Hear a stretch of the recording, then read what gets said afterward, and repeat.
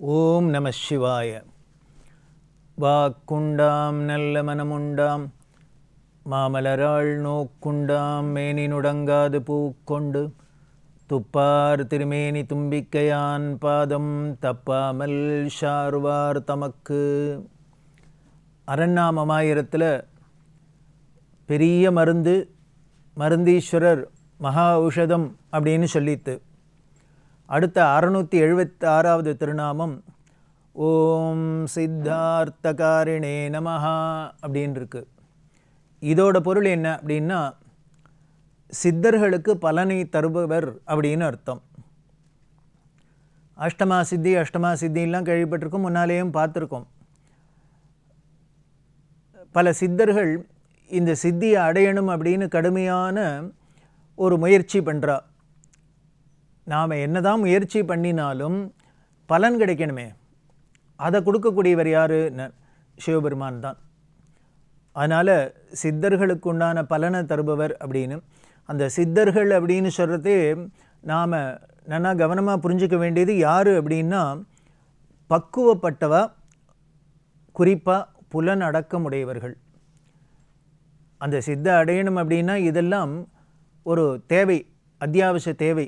புலனடக்கம் இருக்கணும், அந்த பக்குவப்பட்ட ஒரு மனோநிலை இருக்கணும். அப்படியெல்லாம் இருந்தால்தான் நமக்கு இந்த அஷ்டமா சித்திகள்லாம் கைவரப்பெறும். அப்போ தான் இவர் கொடுப்பார் அது அந்த பலனை. அப்படி கொடுக்குறவராக இருக்கிறதுனால அதனாலேயே இவருக்கு சித்தநாதேஸ்வரர் அப்படின்னு முன்னாலேயே நம்ம திருத்தலம் பார்த்துருக்கோம். திருநாரையூர் அப்படிங்கிற இடத்துல சித்தநாதேஸ்வரன் இருக்கார். மயிலாடுதுறைக்கு பக்கத்தில் சித்தர் காடு அப்படின்னு இருக்குது. இன்னும் பல இடங்களில் காஞ்சிபுரத்தில் பார்த்தா இஷ்ட சித்தீஸ்வரர் அப்படின்னு சுவாமி இருக்கார், சித்தீஸ்வரர் அப்படின்னு இருக்கார், வேத சித்தீஸ்வரர், யோக சித்தீஸ்வரர், தர்ம சித்தீஸ்வரர், ஞான சித்தீஸ்வரர், இத்தனை சித்தீஸ்வரர் கோவில் காஞ்சிபுரத்துக்குள்ள. இதை எதை குறிக்கிறதுன்னு, யார் எதை நினச்சி அந்த முயற்சி பண்ணுறாலோ அதெல்லாம் கொடுக்கக்கூடியவர். அதாவது சித்தி அப்படின்னாலே ஒரு எளிமையான ஒரு பொருள் என்ன அப்படின்னா, நாம் ஏதோ ஒன்று அடையணும்னு முயற்சி பண்ணுறோம். அந்த முயற்சி கடுமையான முயற்சியாக பண்ணுறதே, சின்சியராக பண்ணுறதே, அந்த பலன் நமக்கு கைவரப்பெறுது, கைகூடுறது, அந்த காரியம் நிறைவேறுறது. அதுதான் சித்தி அப்படின்னு பேர். அப்படி நமக்கு ஞானம் வேணுமா, ஞானத்தை கொடுக்கக்கூடியவராக இருக்கார். யோக சித்தி வேணுமா, யோக சித்தி கொடுக்கக்கூடியவராக இருக்கார். வேதத்தில் பெரிய கரை காணணுமா, வேத சித்தீஸ்வராக இருக்கார். எல்லாத்துக்கும் மேலே தர்ம சித்தீஸ்வரர் அப்படின்னு, தர்ம வழியிலேயே நமது மனசு இருக்கணும், எப்பொழுதும் தர்ம வழியிலே போகணும் அப்படின்னு இருந்ததுன்னா அதுக்கும் அருள் பண்ணக்கூடியவராக இருக்கார். இப்படி எல்லாருக்கும் சித்தியை தரத்தினாலே இவர் சித்தார்த்தகாரிணே நமஹா அப்படின்னு அரண்நாமம் சொல்லுது. இப்படி சித்தர்களுக்கு சித்து வேணும் அப்படின்னு தவம் பண்ணுறா, அவளுக்கு சித்தியை கொடுக்குறா அப்படின்னு இவர் பெரிய சித்தராக இருந்தால் தானே முடியும். அதெல்லாம் இவர்கிட்ட இருந்தால் தானே அடுத்தவாளுக்கு கொடுக்க முடியும். அப்படி இவர் இருக்காரா அப்படிங்கிறதுக்கு தான் மதுரையோட 64 திருவிளையாடலில் 20வது திருவிளையாடல் எல்லாம் வல்ல சித்தரான படலம் அப்படின்னே இருக்குது. என்ன பண்ணாராம், அபிஷேக பாண்டியன் அப்படிங்கிற ராஜா பாண்டியன் ஆட்சி பண்ணின்னு இருக்கார். அப்போது சுந்தரேச பெருமான் என்ன பண்ணார், ஒரு சித்தராக மதுரையில் வீதியில் வர்றார். எப்படி வந்தார் அப்படின்னு திருவிளையாடல் பண்ணான்னு வர்ணிக்கிறது. தலையெல்லாம் பெரிய ஜடா முகுடத்தை வச்சுண்டு, ஷடமுடியோட, உடம்பு முழுக்கலும் விபூதி ருத்ராட்சத்தோட, கையில் கண்டிகையோட, ஒரு பையை மாட்டின்ட்டு எல்லாம் பண்ணிட்டு இவர் வீதியில் அங்கேயும் இங்கேயும் போயின்னு இருக்கார். அங்கங்கே உட்காந்துருக்கார். தன்னோட சித்து சக்தியை பல விதத்தில் காமிக்கிறார். அந்த எப்படி இல்லாமல் எல்லாம் வர்ணிச்சிருக்கு அப்படின்னா, இவர் உட்காந்துருக்கிற இடத்து பக்கத்தில் யாரானும் கழவர் போனா அப்படின்னா இவர் பார்த்து அப்படின்னு கையை தூக்கினான்னா அந்த கழவன் குமரன் ஆகிடுவோம். யாரானும் சின்ன பையன் போயின்னு இருக்காரா, குழந்தை போயின்னு இருக்கா, இவர் பார்த்து கையை தூக்கினான்னா அது கழவன் ஆகிடும். இப்படி இல்லாம் எங்கேயோ தூரம் இருக்கிறத கிட்டக்க இவர் நினச்சார்னா அது தானே நகர்ந்து கிட்டக்க வரும். கிட்டக்க இருக்கிற பொருளை இப்படின்னார்னா அது பின்னாலேயே போகும். இப்படிலாம் தன்னோட இந்த சித்து வேலையை காமிச்சுட்டே இருக்கார். இது பார்த்தா மதுரை முழுக்கலும் ஒரே மக்களுமா இருக்குது. யாரோ ஒருத்தர் தெரியல, திடீர்னு ஒருத்தர் வந்திருக்கார் ஊருக்கு. அவரை பார்த்தாலே அப்படி ஒரு தேஜோமயமாக இருக்குது. அவர் இப்படிலாம் அதிசயம் நடக்கிறது, இப்படிலாம் சித்து வேலை பண்ணுறார் அப்படின்னு சொன்னால் பார்த்தான் அபிஷேக பாண்டியன். அபிஷேக பாண்டியனுக்கு அப்படியா, நம்ம நாட்டில் யார் இப்படி வந்திருக்கா அப்படின்ட்டு உடனே அவரை அரண்மனைக்கு அழிச்சுன்னு வா, நான் பார்க்கணும் அப்படின்னு உடனே ஆளை அனுப்புகிறான், ஏவலாளை அனுப்புகிறான். அவர் உட்கார்ந்துருக்கிற இடத்துல, சித்தர் உட்கார்ந்துருக்கிற இடத்துல போய் சொன்னார், அரசரோட ஆணை, நீ வரணும் அரசவைக்கு அப்படின்னு. உடனே அவர் கேட்டார், அரசவைக்கு யார் வருவா அப்படின்னு. அரசனால் ராஜாவாட்ட ஏதானும் வாங்கிக்கணும் காரியம் இருக்கிறவன் தான் அங்கே வருவான். எனக்கு ஒன்றும் தேவையில்லையே, ராஜாட்ட எதுவும் தேவையில்லை, நான் எதுக்கு அங்கே வரணும் அப்படின்னு. அதனால் ராஜாட்ட போய் சொல்லு, எனக்கு எந்த தேவையும் இல்லை, அதனால் நான் வந்து அங்கே பார்க்கணுங்கிற அவசியம் இல்லை, நான் வரலேன்னு சொல்லு அப்படின்னு சொல்லி அனுப்பிச்சிட்டார். சொல்லின்னு உடனே சேவகர்கள் வந்து சொன்னான், அவரை கூப்பிட்டோம், உங்களால் அவருக்கு எதுவும் ஆக வேண்டாமா, அதனால் அவர் வரமாட்டேன்னு சொல்லிட்டோன்னு. இதை சொன்னோன்னு அபிஷேக பாண்டியனுக்கு ஒன்றே ஒரு சுரீர்னு ஒன்று உரைச்சிது. நம்மளை யார் எல்லாரும் அரசவைக்கு வந்து நம்மளை பார்க்கணும் பேட்டி காணணும் அப்படி தான் பார்த்துருக்கோம். ஆனால் இன்றைக்கி நம்ம கூப்பிட்டு அனுப்பிச்சும் ஒருத்தர் வரமாட்டேங்கிறார் அப்படின்னா எல்லாரும் வேற சொல்லிக்கிற, அவர் இப்படி இதெல்லாம் சித்து பண்ணி காமிக்கிறார், அத்தை பண்ணுற இத்தை பண்ணுறேன்னு, அவரோட சக்தி அபரிமிதமாக இருக்குதுன்னு எல்லாரும் சொல்கிறா. அப்படி இருக்கிற ஒருத்தரை போய் நம்ம வான்னு கூப்பிட்டு அனுப்பிச்சது மரியாதை குறைவுன்னு நினைக்கிறேன். அதனால் ஒன்று பண்ணலாம், நாமளே அவரை போய் பார்த்துடலாம் அப்படின்ட்டு அபிஷேக பாண்டியன் இவர் இருக்கிற இடத்துக்கு வரப்போகிறார் அப்படின்னு பார்க்கணுன்னு நினச்சிருக்கார். ஆனால் அன்றைக்கி ராஜா கிளம்பி வர அன்றைக்கி தை மாதம் 1ஆம் தேதி, தை பொங்கல் திருநாள்.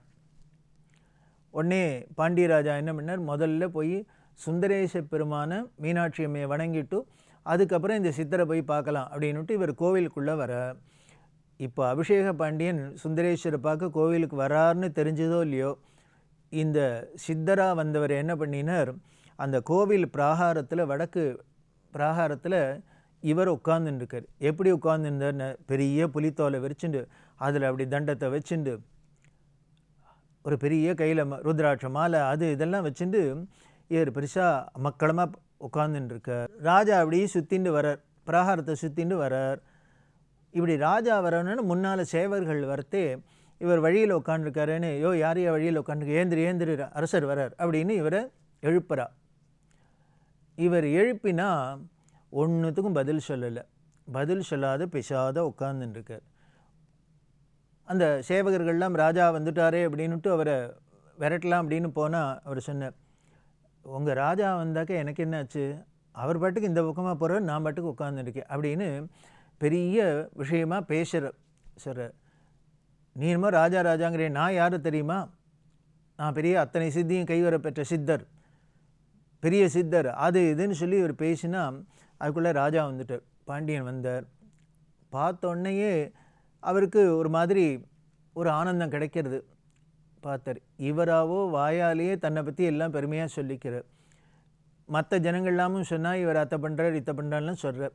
இப்போ கண்ணால் பார்க்கணும் அப்படின்னு உடனே ராஜாவே அந்த சித்தர்கிட்ட சொல்கிறான், ஐயா நீங்கள் பெரியவராக இருக்கலாம், உங்களுக்கு எல்லா சக்தியும் இருக்கலாம், நீங்கள் நிஜமாகவே உங்களுக்கு அந்த சக்தியெல்லாம் இருக்குது, அப்பேற்பட்ட பெரிய சித்தர் தான் அப்படின்னு இப்போ எனக்கு நீங்கள் ஏதானும் கண்கூடாக காமிக்க முடியுமா அப்படின்னு பாண்டியன் கேட்குறான். இப்படி கேட்டால் இவர் உடனே சொன்னார், உனக்கு என்ன மாதிரி காமிக்கணும் அப்படின்னு இவர் கேட்க போகிறார். அந்த சமயத்தில் தை பொங்கலா யாரோ ஒரு விவசாயி அவர் என்ன பண்ணுறார், கையில் ஒரு கரும்போட சாமியை பார்க்குறதுக்கு வந்தவர் ராஜா இருக்கார் அப்படின்னோடனே ராஜாவை வணக்கம் தெரிவிக்கிறார். பக்கத்தில் நின்றுருக்கார். நின்றுந்தோடனே ராஜாட்ட அந்த கரும்பை கொடுத்தோடனே அந்த ஆள் ராஜாட்ட கரும்பை கொடுத்துட்டு அவர் வணக்கம் தெரிவிக்கிறார். உடனே ராஜா பார்த்தார், இந்த என்ன பண்ணணும் அப்படின்னா, இந்த சித்தர் உட்கார்ந்து இருக்கிறது அங்கே பக்கத்தில் சிற்பங்கள்லாம் இருக்குது இல்லையா, அதில் கல் யானை ஒன்றும், அந்த கல் யானைக்கு பக்கத்தில் இந்த சித்தர் உட்கார்ந்துருக்கார். உடனே ராஜா பார்த்தான், அவர்கிட்ட சொல்கிறேன், நீங்கள் நிஜமாகவே சக்தி உள்ள ஆளாக இருந்ததுன்னா என்ன பண்ணுங்க, என் கையில் இந்த கரும்பு இருக்குது, இந்த கல் யானையால் இந்த கரும்பை திங்க வைக்க முடியுமா உம்மால் அப்படின்னு. கல் யானையை திங்க வைக்க முடியுமா அப்படின்னு. அவர் உடனே அவ்வளவுதானா அப்படின்னு சிரிச்சுட்டே அந்த யானையை அப்படி திரும்பி பார்த்தார். திரும்பி பார்த்தா அடுத்த நிமிஷம் என்ன ஆகிடுத்து, இந்த கல்யாண தும்பிக்கையை போய் தூக்கிண்டு பெரிசாக பிளிர ஆரம்பிச்சுடுத்து. பார்த்தா எல்லாருக்கும் ஒரு மாதிரி தூக்கி ஏறி போட்டுது, என்ன திடீர்னு கல்யாணம் கத்த ஆரம்பிச்சுடுத்து. அப்படி இவ திகைச்சு நிற்கிறதையே அடுத்த நிமிஷம் என்ன பண்ணிட்டுன்னு அந்த யானை தும்பிக்கையை நீட்டுது, நேர பாண்டியன் கையில் இருக்கிற கரும்பை அப்படி பிடுங்கித்து வாயில் போட்டுன்னு கரன்னு கடித்து திங்கிறது. இவர் சித்தர் பார்த்து சிரிச்சுன்னு இருக்கார். ராஜா நிஜமாகவே விக்கிச்சு போயிட்டார். இது என்ன ஆச்சரியமாக இருக்குது, நம்ம சாதாரணமாக ஒரு சொன்னோம் கல்யாணி கரும்பு திங்க வைக்க முடியுமா, யாராலேயும் பண்ண முடியுமா, ஆனால் பண்ணால் நிஜமாகவே இது தின்னுடுத்தே அப்படின்னு. ராஜா அப்படியே விக்கிச்சு போய் நிற்கிறான். அடுத்த நிமிஷம் என்ன பண்ணிட்டு இந்த கல்யாணம் அப்படின்னு கரும்பை வாயில் போட்டு தின்னுடுத்தா அப்படி தும்பிக்கையை நீட்டுது. ராஜா கழுத்தில் பிரமாதமாக முத்து மாலை போட்டுருக்க. பாண்டியர்களுக்கே முத்து தானே பெருசு பாண்டிய நாட்டில். அந்த முத்து மாலையை போட்டுருக்கார். அப்படி தும்பிக்கையால் தடார்னு இந்த முத்து மாலையை கழுத்துலேருந்து பிடுங்கிட்டு அதையும் வாயில் போட்டு முழுங்கிடுத்து.